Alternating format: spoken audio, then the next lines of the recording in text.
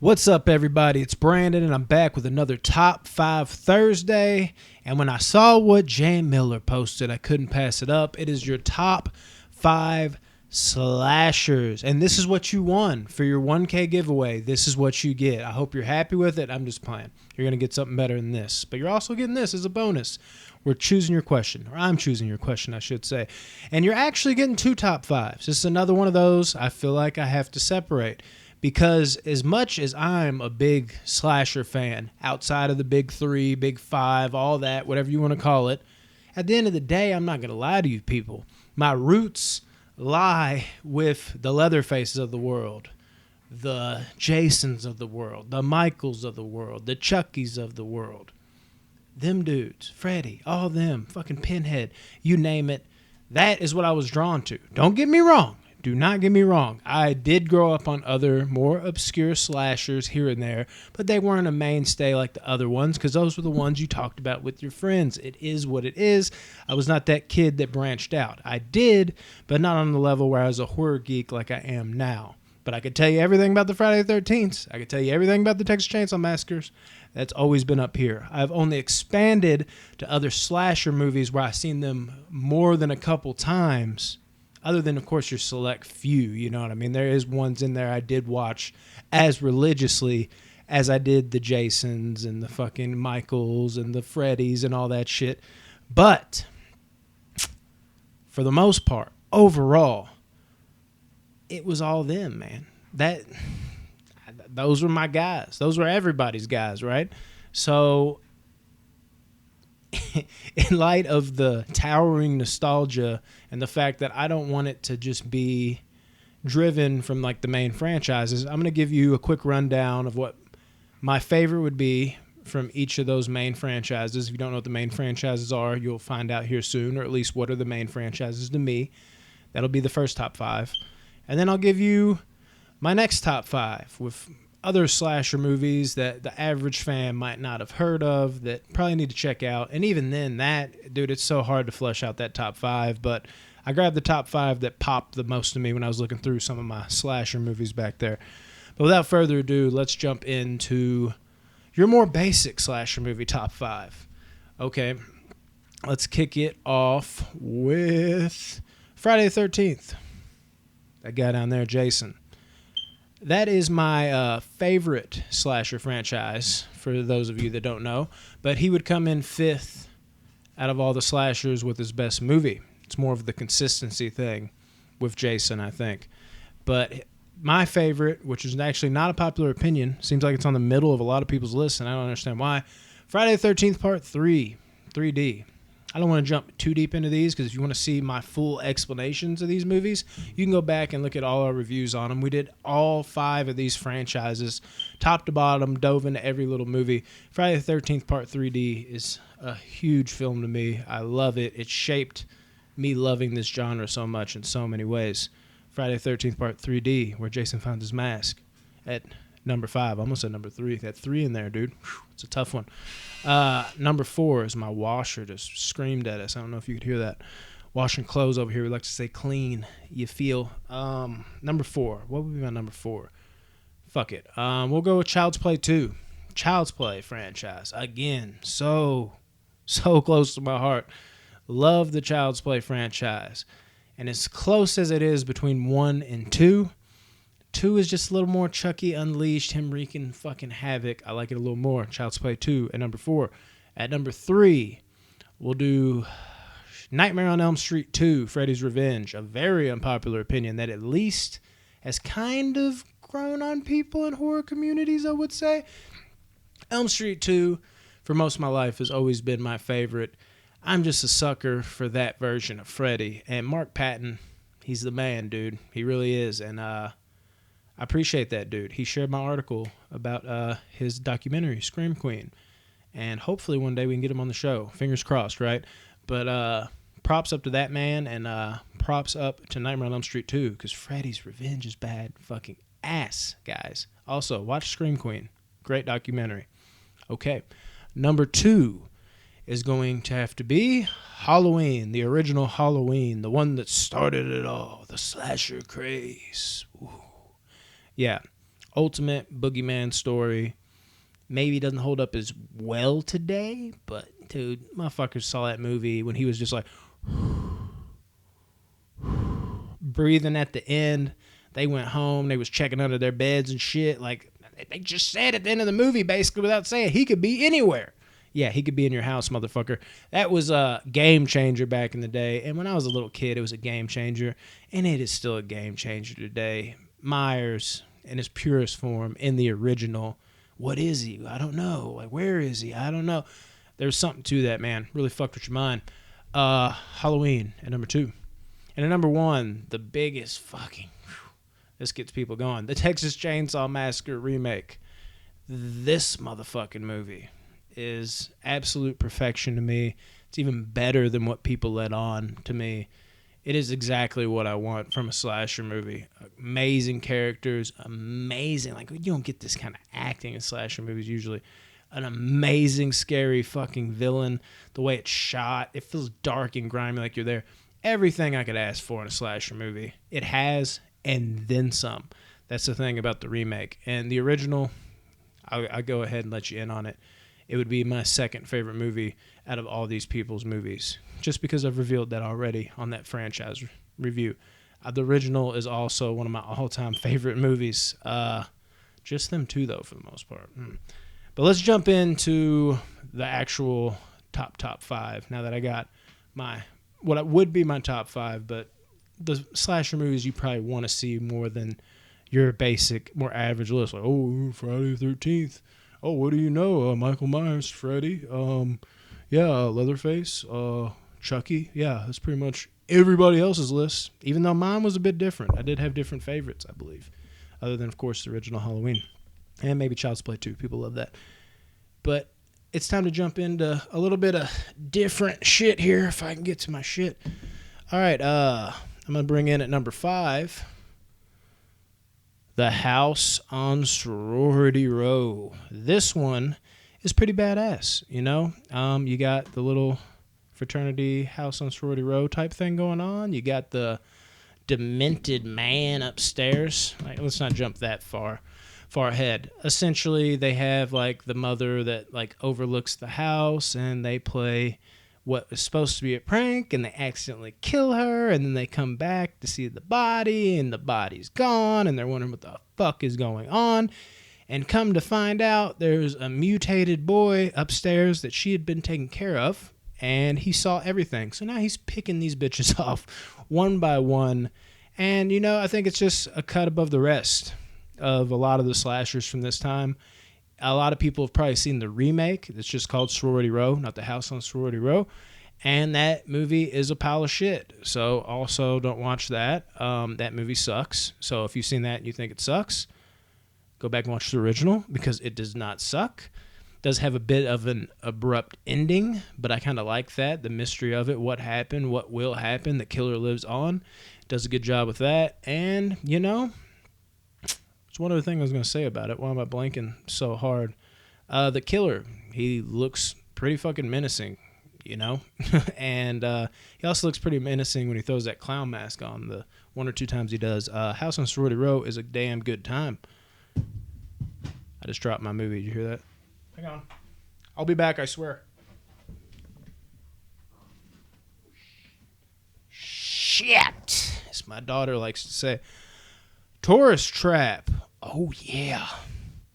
I was actually just talking about this movie in the group the other day, dude. Tanya Roberts. Sorry for forgetting your name.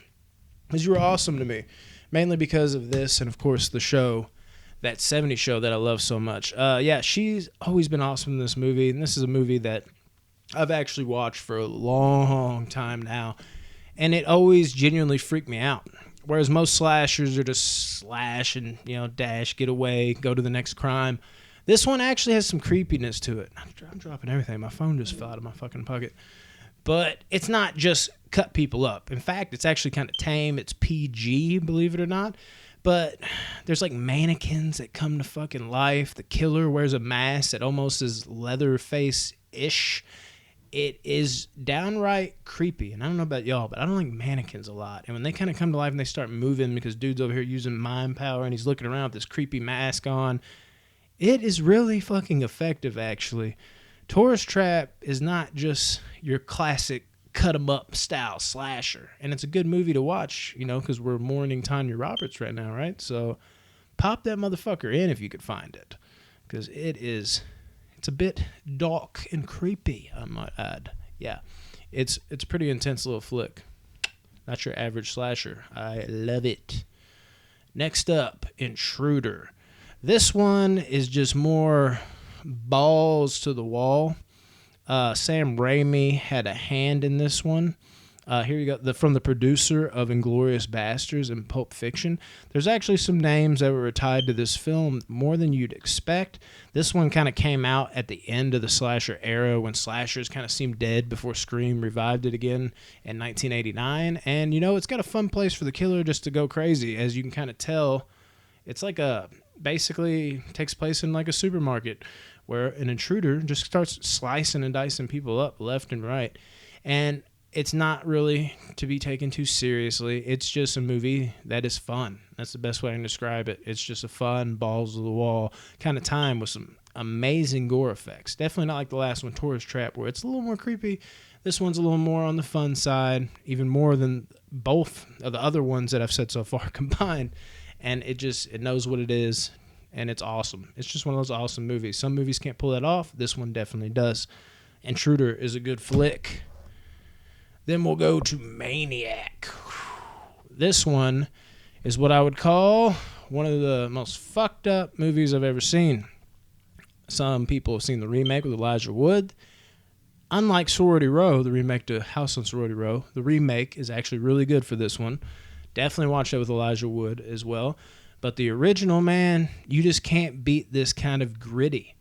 There's very, very, very few movies that achieve this real and gritty and visceral feeling. Ones off the top of my head I can only think of. Texas Chainsaw Massacre, the original, would be one. Henry, Portrait of a Serial Killer with Michael Rooker. If you haven't seen that, that's one that's worthy of this list. But that almost feels more like true crime to me. I don't know. And what's another? Town That Dreaded Sundown, the original. Although the remake's good for that one too, but the original. There's very few movies. That's the only three I can think of off the top of my head that kind of achieve that real gritty, nasty, like, should I even be watching this? There's something about it that feels so off-putting that this movie achieves, dude. And it does it in spades, man. This is a good flick if that's your kind of thing and you can handle it. It's not my kind of thing per se.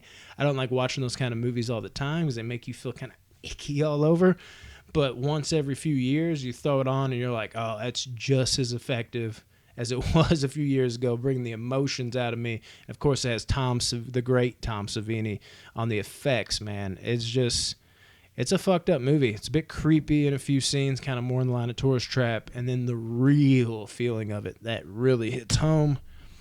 And then for my fifth movie, I guess my number one, Stage Fright.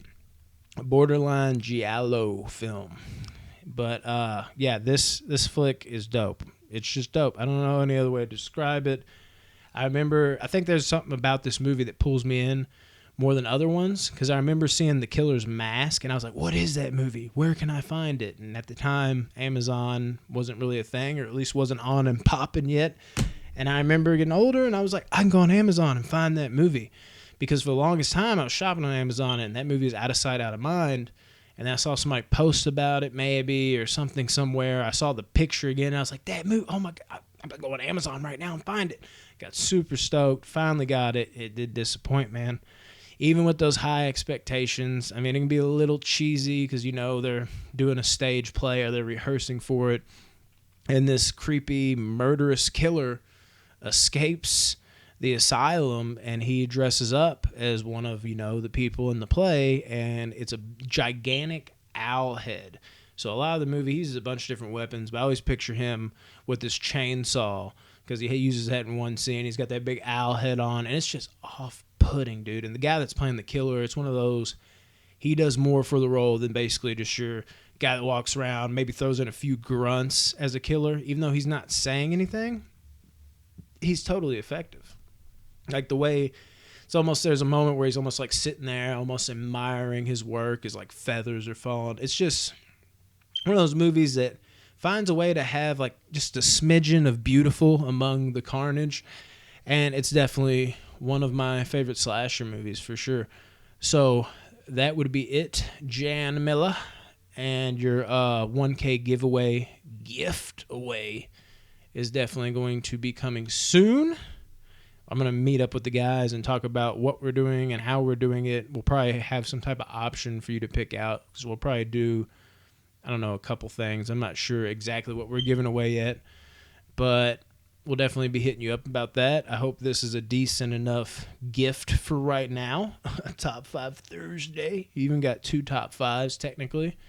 I don't know if you're a big fan of any of these flicks. I'm sure you probably are, of the, the first list. Hopefully maybe I even put you on to a couple movies, but I know you're on top of your shit. You probably know my actual 5 that I listed off last. But other than that, guys, thank you. That goes to all you, even beyond Jan, that are watching this. This is for Jan, but obviously we want you to watch too. Hopefully you got some entertainment out of it.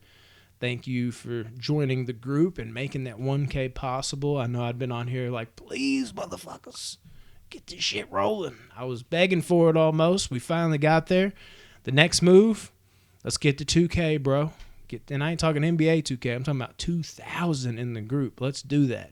I can't really tell where we're at, because before it would be like 836, 837. It would just count up. Now it just kind of says 1K, and I don't think it changes until it's like 1.1K, like 1,100. So I really don't know where we are right now. Are we close to achieving that milestone? But yeah, man, I know we can do it. I know we can keep growing. And I know y'all can keep killing it the way y'all are, man. Like I said, y'all make this so much easier for us, man. Like knowing that y'all are there and we're not just doing this not for no reason, because we love what we do. But those days where we're like, good Lord, I'm so busy. Like today, I feel like I had no time to do this. But I was like, no, motherfucker, they need their top 5. So always find a way to get it done for you guys. We try to keep you incorporated.